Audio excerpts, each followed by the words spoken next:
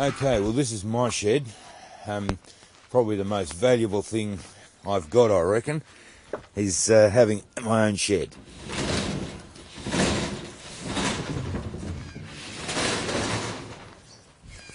This is a Purvis Eureka.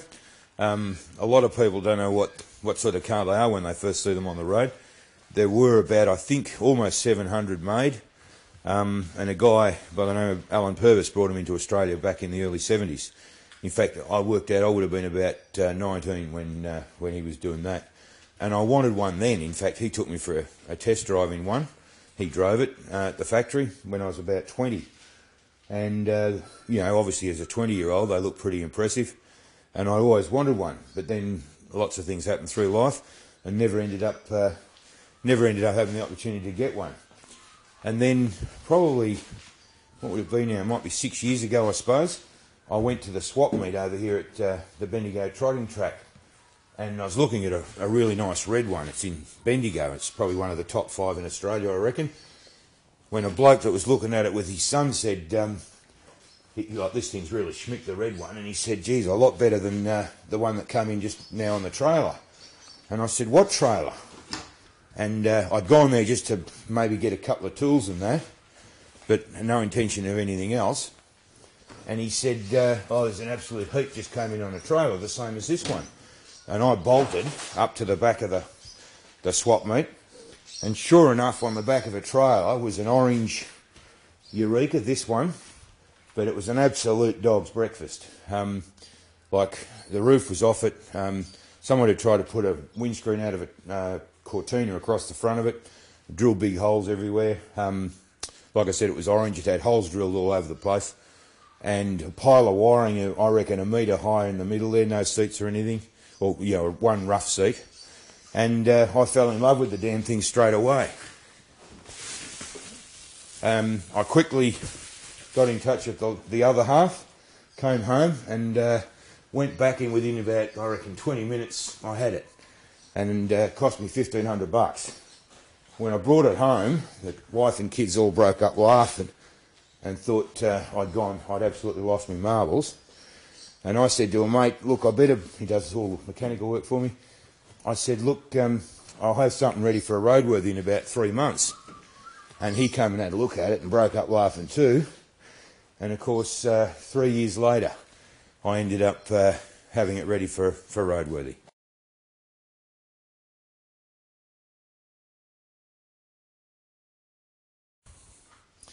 Yeah, with the Eureka, the body looks like they were built only, you know, maybe this year. But the chassis and everything underneath the body, it's a fiberglass body, is VW based on a VW Beetle. So what you find is most blokes tend to create the car that best suits them. And in my case, I thought it was going to take me 3 months, like I said, but it took 3 years.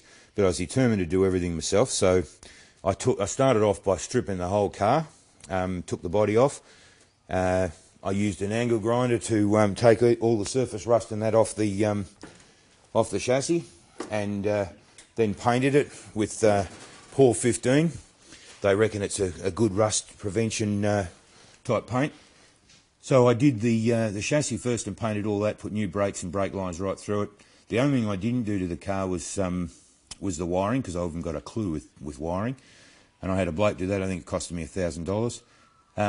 But it's nice and clean and new, and got rid of all the old stuff. Believe it or not, it says a lot about the Volkswagen, I reckon. The bloke I bought it off that day at the swap meet, I didn't believe him for a minute when he said he'd drop it off for me and drive it into the shed. But the ignition barrel was lying on the wiring at the time on the floor, and he turned the bloody key, and she started up straight away, and he drove it off the trailer and into the shed. And I think that says a lot about the VW, that they are such a little honest motor that they operate that way. The next thing for me was the body, and I got some fiberglass work done on that by a fiberglass bloke, because I haven't got a clue with that. And then I was determined to paint it myself. I'd never painted a car. I'd always fiddled with motorbikes, but never painted anything, and I thought, well, it was a bit of a project. So I bought the compressor and the spray gun and that, and ended up painting it myself. So The paint job's a bit rough, but I've got to say, because I did it myself, I get more of a kick out of it probably than if I had paid someone to do a top job on it, I reckon. The interior, I ended up designing my own dash. That was a challenge in itself. I might get in there and have a look at that.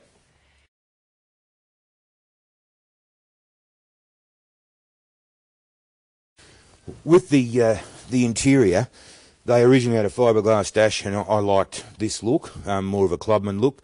So I've made fabricated up the aluminium dash myself. And again, it's a bit rough, but I did it myself, so that sort of made up for the rough side of it, I reckon. I used the original speedo and rev counter that were in with all the wiring that was in the car, and had to have them repaired, but they both work fine, and I've added other gauges as well.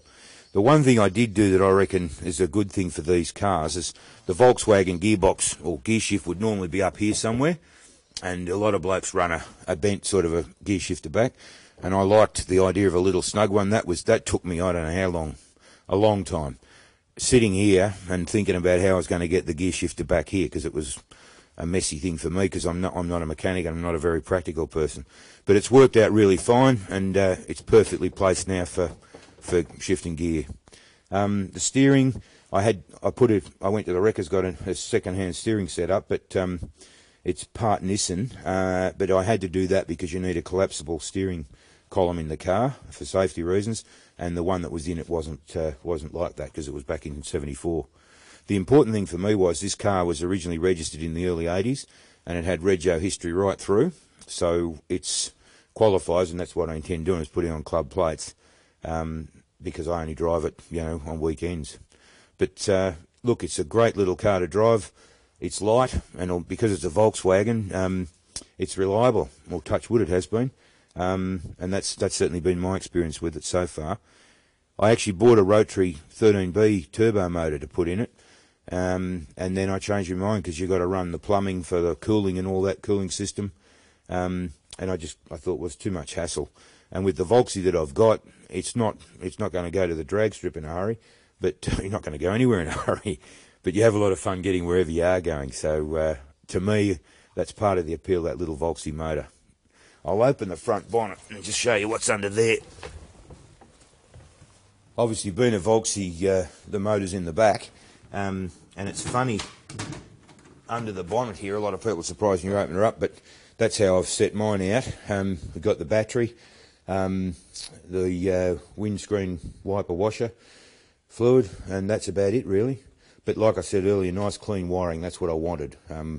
Was something really simple that wasn't a nightmare to have to fix or have things go wrong with. It's surprising, there's some shots on the web through the club website of Eurekas that have been in accidents, and it's amazing how strong this early fiberglass was when you look at the way they've handled the accidents that they've had. I mean, it's unbelievable how well they pull up. So there's a lot more safety in this car than meets the eye. But at the end of the day, it's just a homemade fun machine, really. And like I said earlier, it's not going to do a hot quarter-mile time, but because of the low centre of gravity on the car, it's about the same height as a GT40. You know what they're worth, into the six figures. Whereas this car with the roof down is a similar height to that. So yeah, the way it is, I'm really happy with the way it's come up. Like I said, the paint job's a bit rough, and maybe one day I might have another crack at that. But for the time being, the other thing I've done is on the back, I made my own little taillight setup. I like the round look a bit better than the original rectangular setup.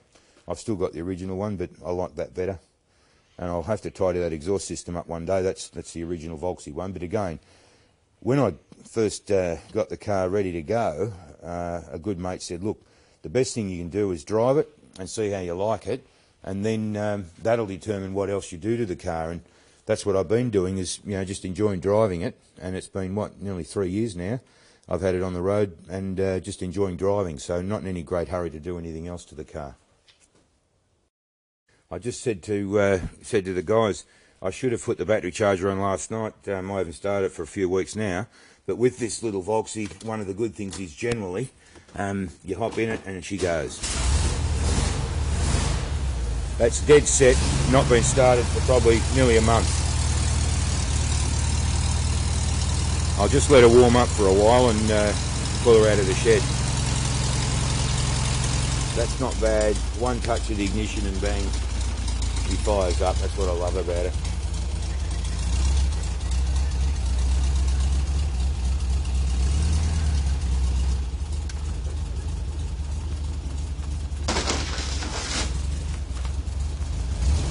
The seating position's obviously pretty low in one of these. You're pretty much lying down. But once you're on the road, it's amazing how comfortable it is. And like I said before, because they're light, the handling and that is spot on. You couldn't ask for better, really. And you know, you can spend a lot of money on handling too, but for a car like this one, it's just a bit of fun on weekends. It's not a racetrack car. I'm quite happy to have it handle the way it does. Yeah, like I was saying, with the car originally, there were nearly 700 of them made, and then as far as I'm known, this is all off the club website. I must say they've got a great club, Purvis Eureka Club. I'm not sure how many members in it at the moment, but obviously very helpful for anyone trying to put a car together from scratch. And for parts like windscreens and things that you can't rely on buying off the shelf, with the club, they're going to help you no end in that area and a whole lot of other ways. But I think there's only a few hundred left now that we know of on the road, so they are becoming more of a collector's item, and they are a good representation of what was happening in the 70s before everyone went crazy with all sorts of rules and regulations. You know, a work of art really for a bloke to come up with an idea and bring a car like this to Australia is a great legacy, I reckon, for Australian motoring. But of course I'm biased. A lot of people say, you know, how quick are they when they're light? And look, there are cars that would have modified engines, and you can spend a lot of money on a Volkswagen engine and get an awful lot of power out of it.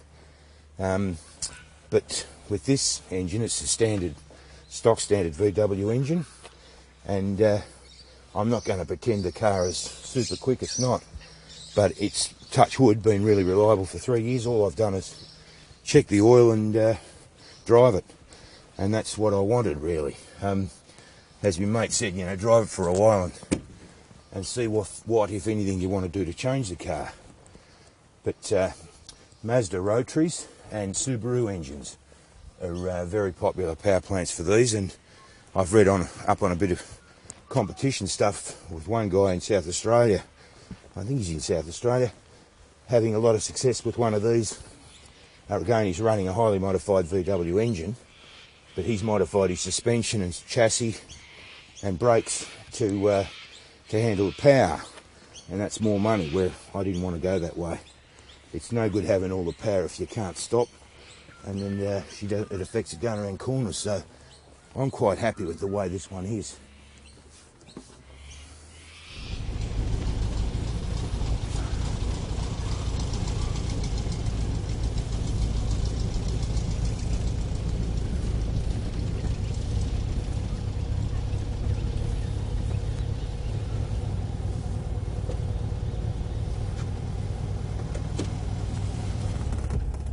So yeah, the seating position in a Eureka is unique in the sense that you're, you know, as I said, you're almost lying down, but it's surprising how well balanced everything is. And when you're driving on the road, I tell you what, it's, you know, compared to modern cars anyway that are pretty boring, I reckon, this is a real experience, and it's one you look forward to and enjoy. I'm lifting my roof up and down and it locks like so, but most of the guys with Eurekas these days are running electrically operated roof, some of them remote controlled, so you've got a power lift and a power close on the roof. I'm probably a bit of a claustrophobic sort of a person, and you hear the odd one that where there's an electrical failure, and I've heard of blokes being locked in the car and the only way out's to kick a window out or kick a sunroof out, and I haven't got a sunroof, so I'm quite happy with what I've got the way it is at the moment. I've got an old wrecked roof there that I might look at creating a Targa roof out of in the years to come. But other than that, no, it's a real pleasure to drive, and like I said, something you enjoy because it is so different. I'll fire up on the road and we'll go for a drive.